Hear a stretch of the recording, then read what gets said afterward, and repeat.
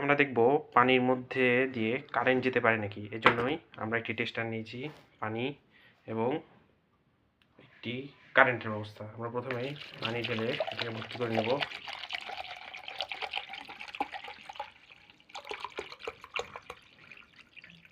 এটি এখন সম্পূর্ণ ভর্তি। এখন আমরা এর মধ্যে কারেন্ট দিয়ে দেব। কারেন্ট দিয়ে দিলাম। এখন আমরা দেখব এটির মধ্যে কারেন্ট আছে নাকি। এর জন্য আমরা নিয়ে নিয়েছি টেস্টার। আমরা দেখতে পাচ্ছি এটি জ্বলছে। এই দেখুন, এখন পানির মধ্যে নয়, পানির মধ্যে টেস্টার ডুবালে দেখুন জ্বলে উঠছে টেস্টারটি জ্বলে উঠছে। অতএব আমরা বলতে পারি পানির মধ্যে দিয়ে কারেন্ট যেতে পারে। তাই পানি গরম করতে দেওয়া অবস্থায়, মানে ওয়াটার হিটারে সরাসরি কারেন্টে পানি গরম দেওয়া অবস্থায় আপনারা কখনোই এটিতে হাত দিবেন না, না হলে কারেন্টে শক খাবেন। ধন্যবাদ ভিডিওটি দেখার জন্য। সাবস্ক্রাইব করে দিবেন।